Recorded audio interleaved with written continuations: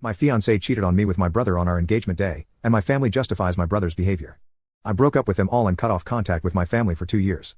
After that, an accident happened to my brother and my fiancée, and they put me in a difficult situation when they asked me to take care of their child. 4 days ago, my family reached out to me after 2 years of no contact.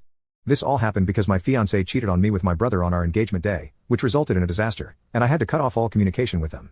To give some context, my fiancé, my brother, and I all went to school together and had known each other for a long time. Kim, my fiancé, was in the same grade as us, while Ron, my brother, was 2 years behind. Ron and I used to be very close when we were younger, so we were part of the same friend group, which meant he was also friends with Kim. I asked Kim to be my date for the prom in my senior year of high school, and after that, we started dating. We even ended up going to the same college, so we had been together for almost 7 years when I asked her to marry me. She said yes, and we got engaged.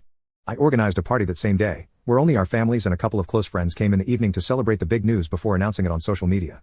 I was so busy celebrating that I didn't notice anything strange around me. I didn't see Ron looking very upset and trying to put on a happy face. I also didn't notice that he went to smoke in the backyard. I didn't even realize that when Kim excused herself to go to the bathroom, she was gone for almost 15 minutes. But suddenly, when I noticed that Kim had been gone for over 10 minutes, I decided to go check on her and headed to the bathroom. To my surprise, she wasn't there, and my instinct told me to check the backyard. I was saved from a terrible marriage because when I peeked into the backyard, I saw my brother kissing my fiancée. I already had a terrible gut feeling when both of them came out of the room one after the other, and seeing that scene made me feel awful. I froze for a few seconds before finally reacting and yelling at them, which made them separate. They tried to act innocent, which was obviously useless. I had seen what they were doing and knew the truth. I started walking back into the house, feeling so many things at once that I don't even remember exactly what they were trying to say to me. I just remember that they were trying to talk to me, but I was completely disconnected and wasn't even listening to them. I entered the living room with them behind me, and without even waiting for them to say anything, I announced what I had seen. I told our families that the engagement was unfortunately cancelled because Kim was a filthy traitor, and Ron had no sense of loyalty. Kim started crying, and Ron tried to console her. That image bothered me so much that I told them both to get out of my house. At that time, Kim and I were living together, but my name was on the lease. We used to split the rent, so she tried to argue with me and said she wasn't going anywhere because she hadn't done anything wrong. Naturally, this shocked me because I think kissing your fiancé's brother is practically the definition of doing something wrong. But she continued to explain that she had only agreed to go out with me when we were in high school because she needed a date for the prom, and even when we were in college, she thought she loved me, but she really didn't.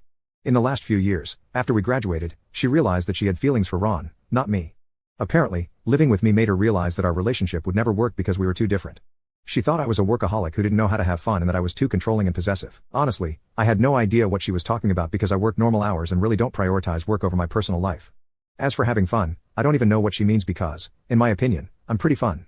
I don't even want to get into what she said about me being controlling and possessive because I don't think I was like that with her at any point. But I think she just wanted a reason to break up with me, so she made up a bunch of things in her head and started validating them herself. Anyway, she continued telling me that she had been talking to Ron about her problems with me for a couple of years and gradually began to fall in love with him. In fact, they hadn't even been together, but getting engaged made her realize that she couldn't go on like this. When she saw that Ron seemed quite upset and really had to leave the room, she took it as a sign and followed him to the backyard. They talked about their feelings for each other, and only after that confession did they kiss for the first time. They said the only reason they had held back for so long was because Kim and I had been together for so long that neither of them wanted to hurt me. That was the only reason Kim had agreed to marry me, because she didn't think Ron would make a move on her since he loved his brother.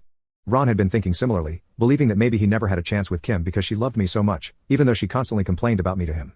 But after talking in the backyard, they realized that her engagement to me was never going to work because she was in love with him, and he was in love with her. Now, Kim wanted to break off her engagement with me and try to have a real relationship with my brother. You can click on share and more to see if there is a part 2.